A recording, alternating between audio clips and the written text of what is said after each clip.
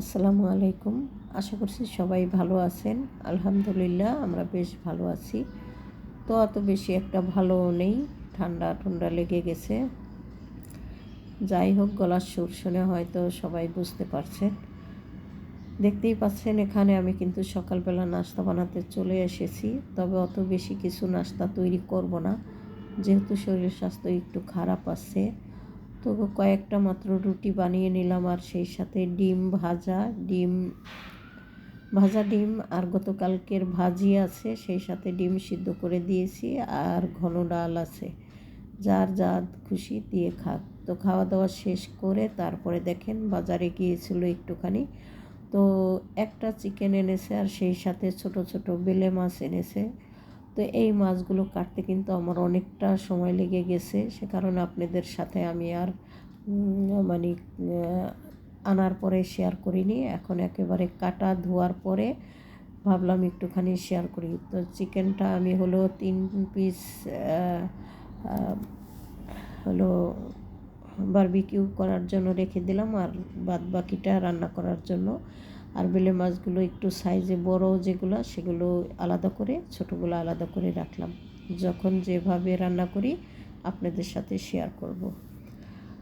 তো মাছ কাটলে তো রান্নাঘর অবশ্যই খুব সুন্দর করে ধুয়ে নিতে হয়। তো আমিও ভীম সাবান দিয়ে একেবারে পুরা সিঙ্ক সহ মেজে ঘষে পরিষ্কার করে নিয়েছি, সেই সাথে ময়লার বালতিটাও পরিষ্কার করে ফেলেছি। তারপরে রান্না করতে যাব, তার আগে কিন্তু একটু গাছের কাজ করে নিই। তো ডাল যেহেতু শেষ হয়ে গেছে, ডালটাও রিফিল করে নিলাম, সেই সাথে তেলও একটু ঢেলে নিলাম। ওদিকে আমি কিন্তু রান্না বসিয়ে দিয়েছি, সে কারণে অল্প একটু তেল ঢেলেই আমি কিন্তু রান্না ঘরে চলে আসলাম।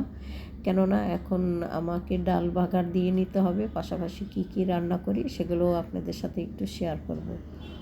তো ভাবছি অল্প একটু দুধ জাল করে নিব, সে কারণে ডাল এবং দুধটা একসাথে বসিয়ে দিয়ে আমি হলো ডাল আর তেল ঢালার জন্য চলে গিয়েছিলাম। তো এই যে দেখতেই পাচ্ছেন, এখন আমি ডালটা বাগার দিয়ে ওই চুলায় দুধ নামিয়ে দেব, কেননা দুধটা আর একটু জাল হবে। আর এদিক থেকে আমি হলো ডাল বাগার করে নেব। তো এই যে দেখতেই পাচ্ছেন, ডাল কিন্তু আমি বাগার দিয়ে নিলাম। আর এইভাবে আমি কখনোই ডালে বাগার দিই না, আমি একেবারে কড়াইয়ের ভিতরে ঢেলে দিই, তাহলেই আমার ভালো লাগে। ওই কড়াইয়ের ভিতরে আজকে একটু ভাজা পোড়া করব, সে কারণে আর কড়াইটা নষ্ট করলাম না। যদি কড়াইতে বাগার দিতে যেতাম তাহলে আবার আমাকে কড়াই ধুয়ে নিতে হতো। তো ওই কাজটা আমি আর করতে চাইনি, সে কারণে ওইভাবেই ডালটা বাগার দিয়ে দিলাম। এই যে দেখতেই পাচ্ছেন, এখানে 2টা ডিম ভাজা করে নিলাম। তারপরেও একটা ডিম রয়ে গিয়েছিল। কেউ কিন্তু ডিম ভাজা বা ভাতই খায়নি।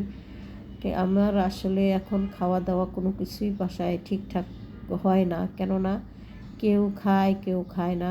তো সকালে গেলে একেবারে রাতের বেলা আসে, আবার দেখা গেছে যখন রান্না করে রাখা হয় না তখনও চলে আসে, এরকম একটা ব্যাপার স্যাপার।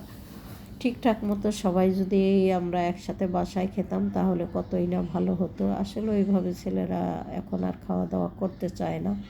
যাই হোক, রান্নাবান্না শেষ হয়ে গেছে, তো আমি এক পাতিল পানি ফুটাতে দিয়ে দিলাম।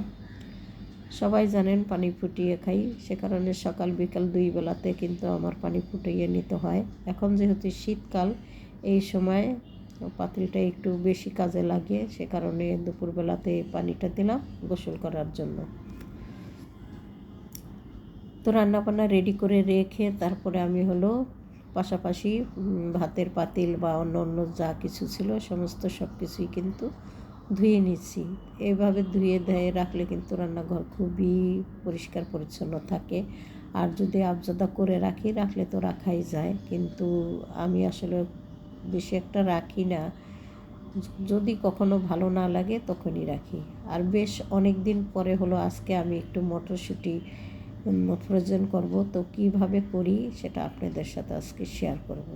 এই যে দেখতেই পাচ্ছেন, কাঁচামরিচ এনেছিল, তো কাঁচামরিচগুলো বেছে রেখে তারপরে আমি হলো মটরশুঁটি এখানে ঢেলে নিলাম। তো দেখতে পাচ্ছেন এখানে হয়তো বা মনে হয় 1 কেজি এনেছে। আর গত প্রায় 6-7 বছর পরেই আমি আবার মটরশুঁটি ফ্রোজেন করা শুরু করলাম। এর মাঝে আমি আর করি নাই, কেননা এগুলো রাখলেও আমার ছেলেরা ওইভাবে আসলে মটরশুঁটি দিলে কোনো কিছুই খায় না। আর একটা সময় ছিল আমি সব সময় মটরশুঁটি ছাড়া মনে হয় পোলাও রান্নাই করতাম না, মটরশুঁটি গাজর। তো সেই দিনটা আসলে মনে হয় ভুলেই গিয়েছি। অনেক দিন পরে মনে হলো যে আজকে একটু মটরশুঁটি ফ্রোজেন করে রাখি, দেখা যাক কী করা যায়। এই যে দেখতেই পাচ্ছেন, মনে হয় খোসাই বেশি আর বীজ হচ্ছে অল্প একটু। যাই হোক, তারপরেও কিন্তু এখানে অনেকগুলো দানা হয়েছে। এই দানাগুলো আমি এখন একটু হালকা ভাপিয়ে তারপরে রেখে দেব। তো কড়াইতে আগেই পানি দিয়ে দিয়েছিলাম। পানি বলক আসার পরে আমি সামান্য লবণ দিয়েছি। তারপরে একটা হালকা একটু বলক উঠলেই আমি কিন্তু সেকে ঠান্ডা করে তারপরে ফ্রিজে রেখে দেব। আর এইভাবে রাখলে কিন্তু সারা বছর, কেন 2-1 বছরেও কোনো অসুবিধা হবে না। কেননা আমি আগে রেখেছি, 20 বছর আগে থেকে মনে হয় মটরশুঁটি ফ্রোজেন করে রাখি। এখন না ইউটিউব চ্যানেল বের হয়েছে, আগে তো আর ছিল না। আর এখন আমাদের অফ হয়ে গেছে, আগে আমরা এসব কাজ প্রচণ্ড করতাম। যাই হোক, সবার কাছ থেকে বিদায় নেব। আর আমার মতো এইভাবে লবণ দিয়ে ভাজা খেতে কে কে পছন্দ করেন? ওদিক থেকে ঠান্ডা হোক আর এদিক থেকে আমি একটু ভাজা করে নিলাম, পরে বসে বসে খাবো আর ফ্রোজেন করে রাখবো। এই তো ঠান্ডা হয়ে গেছে। এখন আমি প্লাস্টিকে করে ফ্রিজে রেখে দেবো, যখন খুশি তখনই বের করে নেওয়া যাবে। তো সবাই ভালো থাকেন, সুস্থ থাকেন। আল্লাহ হাফেজ, আসসালামু আলাইকুম।